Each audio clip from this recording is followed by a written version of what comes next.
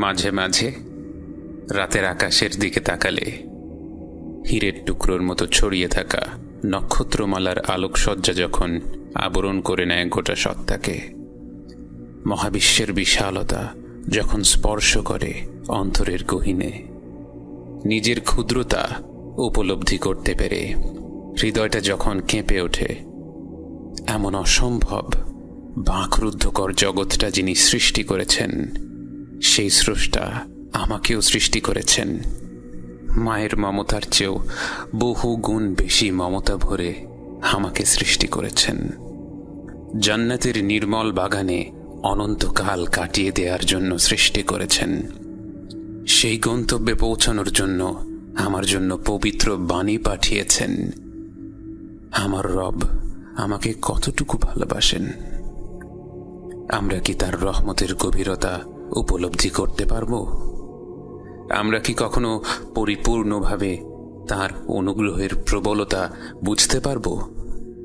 আমরা যদি অসীম দয়ার মালিকের আমাদের প্রতি ভালোবাসার ক্ষুদ্রতম অংশ উপলব্ধি করতে পারতাম, কেমন হতো আমাদের প্রতিক্রিয়া, কেমন হতো সেই অনুভূতি?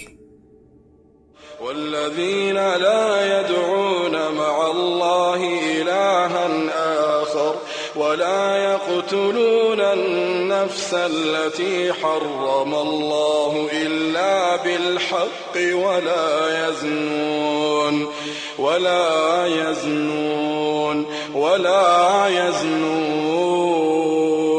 ومن يفعل ذلك يلقى أثاما يضاعف له العذاب يوم القيامة ويخلد فيه مهانا يضاعف له العذاب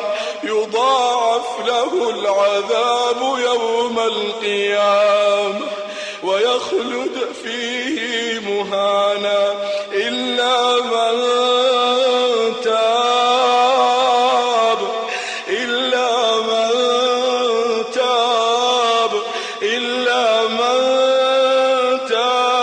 وآمن وعمل عملا صالحا فأولئك يبدل الله سيئاتهم حسنات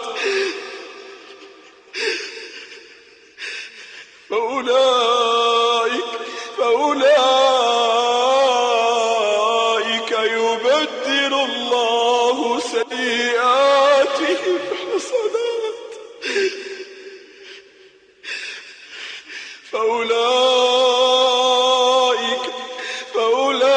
فأولئك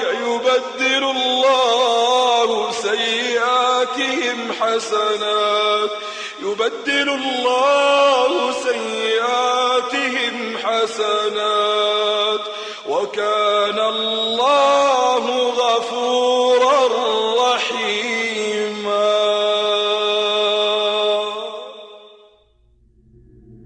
পবিত্র কোরআনের বিভিন্ন জায়গায় আল্লাহ তার অনুগ্রহের কথা বলেন, তার ক্ষমার কথা বলেন।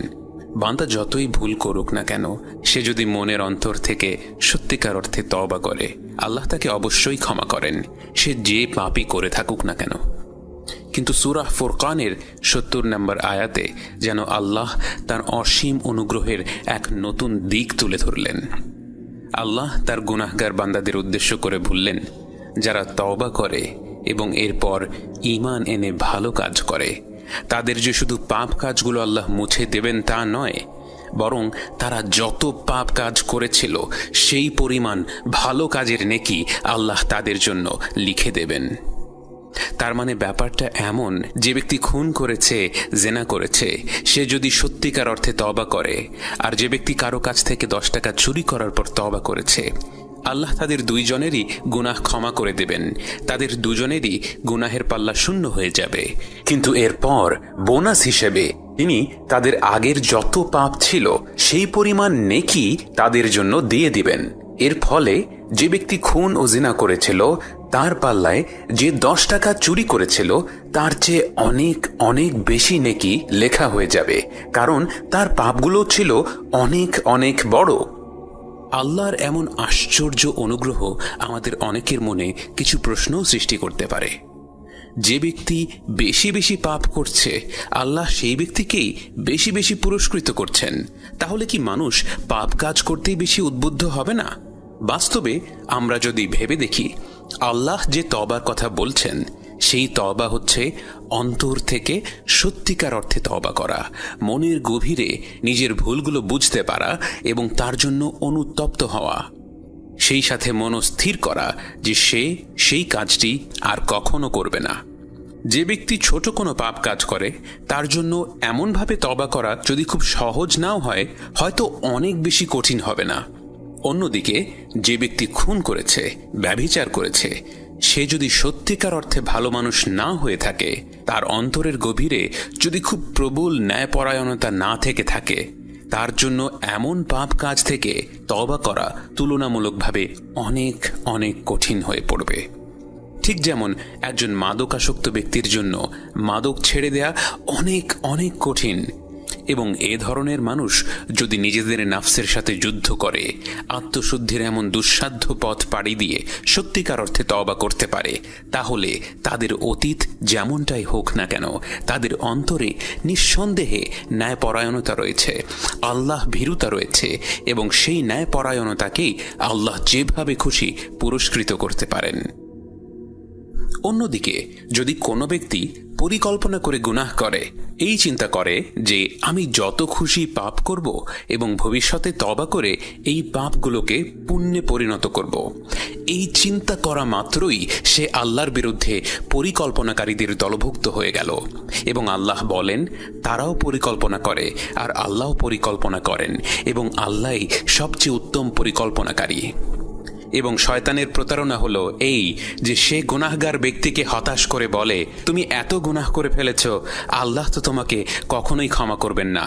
আর যে ব্যক্তি এখনো গুনাহ করেনি তাকে সে আল্লাহর ক্ষমার কথা মনে করিয়ে দিয়ে বলে, আল্লাহই তো সবচেয়ে ক্ষমাশীল, অতএব একটু গুনাহ করে ফেললে অসুবিধা হবে না, তুমি তো তওবা করতে পারবি। এবং আমাদের মাইন্ডসেটটা হওয়া উচিত ঠিক এর বিপরীত। পাপ করার আগে আমাদের আল্লাহর অসন্তুষ্টির কথা স্মরণ করা উচিত।